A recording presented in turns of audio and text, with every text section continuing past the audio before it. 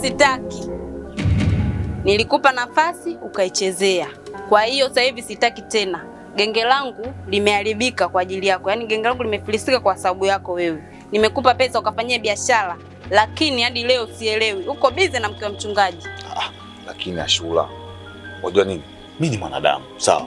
Na si wanadamu tunaomba makosa. Nimekosea. Si mara moja tu, lakini naomba nipe nafasi nyingine tafadhali.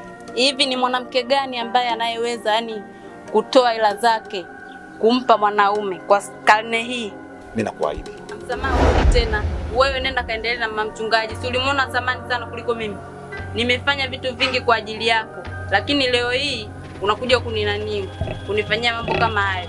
Nenda kaendelee na mama mchungaji. Mimi sitorudia hata. Kaendelee na mama mchungaji wako, mimi sitaki. Ashura. Ashura.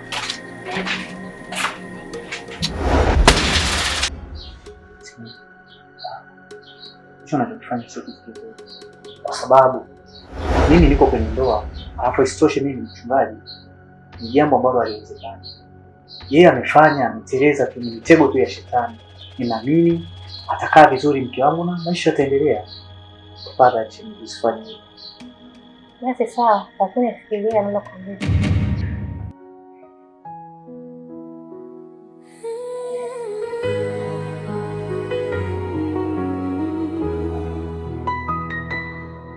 Mchungaji alisimama mbele ya madhabahu akihubiri neno la Mungu, lakini moyo wake mbali. Afadhali nimekuona. Naam. Unakumbuka nilikwambia kuhusu kikao na mkeo? Ndio. Nimesikia mkeo ameolewa. Habari hizi kakwambia nani? Nimesikia tu huko mtaani, kwa sababu nikwambia mambo ya kikao kapuuzia. Bila tungefanya kikao yoyote singetokea. Na kingine hapa kwenyewe Milambo nishamuacha. Mimi niko single sasa hivi. Kwa hiyo nilichokuwa nataka nikwambie sasa hivi nahitaji kuwa na wewe. Sawa, lakini habari za mimi kuwa na wewe haitowezekana, kwa sababu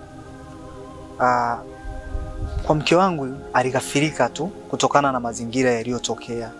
Shetani tu aliweza kuharibu future yake na hatua zake. Mimi nina imani, muamini Mungu atakupa mwanaume ambaye ni sahihi kwenye maisha yako. Hapana. Mimi nakutaka wewe. Kwa siku hizi 3 ulifanyie kazi.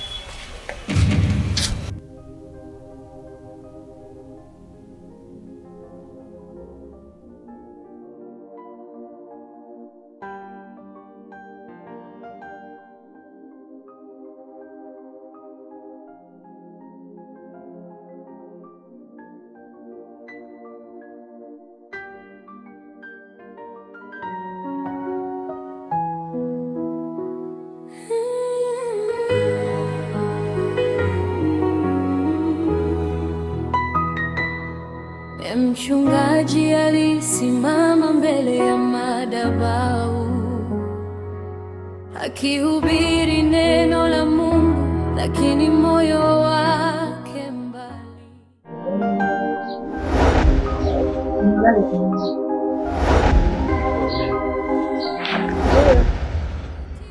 Kanisa jicho lake likamtazama, ndiye mchungaji, uzuri wake ukamfanya shindwe. Angamizo la kanisani, dhambi iliyo ndani iliweka alama kwenye nyumba ya Bwana. Mchungaji alidanganya, katibu akapotea, ndiye mchungaji akapoteza njia kwenye angamizo la kanisani.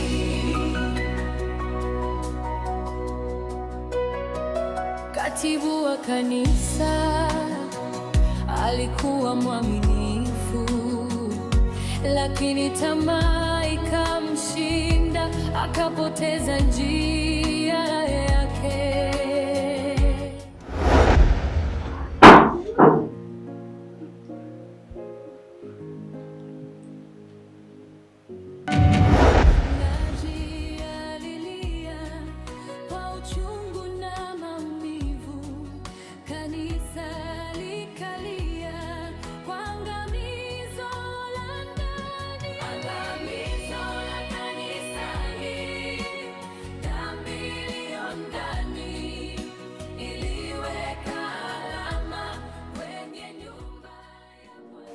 Natumai ulipata taarifa kulingana na kikao cha jimbo kilipokaa, na tukafanya kikao mpaka kufikia mwafaka, kwa sababu pesa uliyokuwa umeichukua ya kuendeleza ujenzi wa kanisa lako ukasema utarejesha kwa muda uliopewa, lakini mpaka sasa ukashindwa kuifikisha. Na kwa kikao kilivyopita tukafikia mwafaka kusema kwamba tunakusitisha katika huduma yako ya kanisa, maana nikaagizwa ili nije kama katibu wa wilaya. Ningependa kuhitaji funguo. Ni kweli nilikopa pesa kwa ajili ya ujenzi wa kanisa, maana kama ulivyosema nyumba yangu kweli niliweka rehani, lakini baba, mnachukua kanisa, mnachukua na nyumba. Muone kama mimi mnaniweka kwenye wakati mgumu. Kwa mimi siwezi kutoa mwafaka kamili kulingana na uongozi kamili na kikao kilivyofanyika, maamuzi yakatolewa. Kwa hiyo mimi nilichoagizwa ni kuja kuchukua funguo ya kanisa pamoja na nyumba yako. Unakagua au funge tu kabisa? Unaweza kukagua, unaweza kufunga.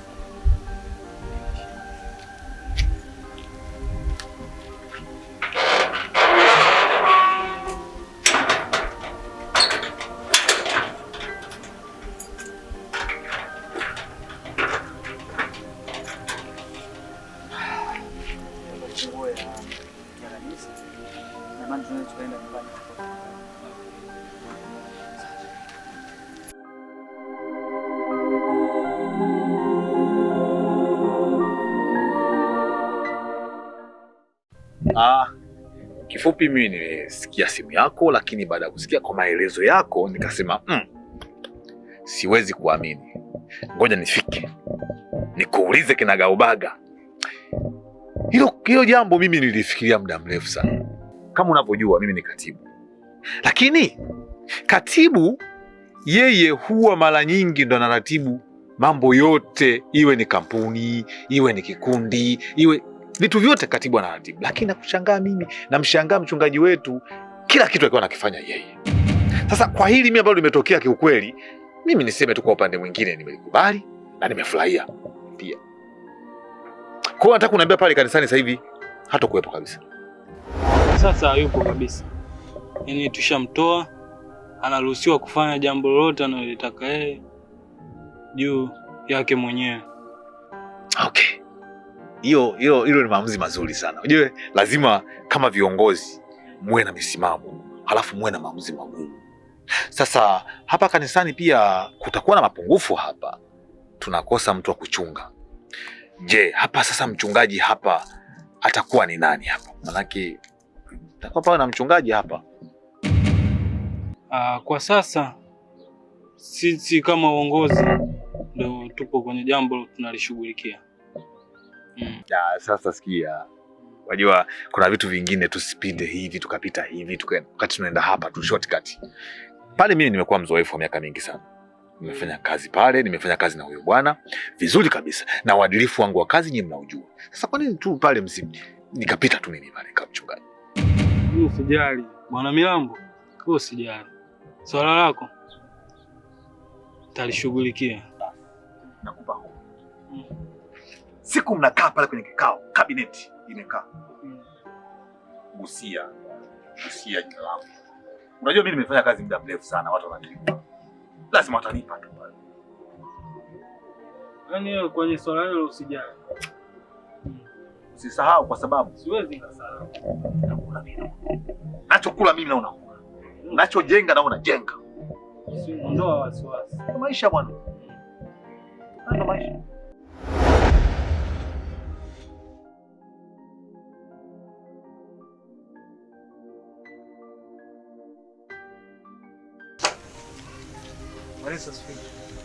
Amina, gari ya uzima. Karibu. Asante. Nashukuru, karibu ndani. Sasa Bwana Mirambo?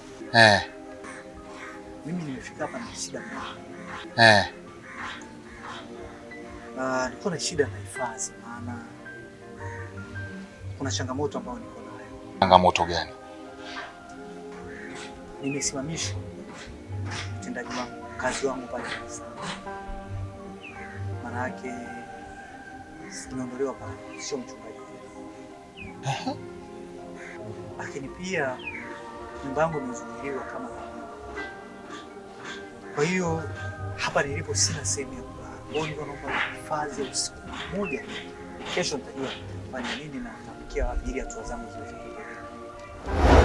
Kwanza nikupe pole kwa sababu sijajua kosa ni nini mpaka kusimamishwa na adhabu zote hizo.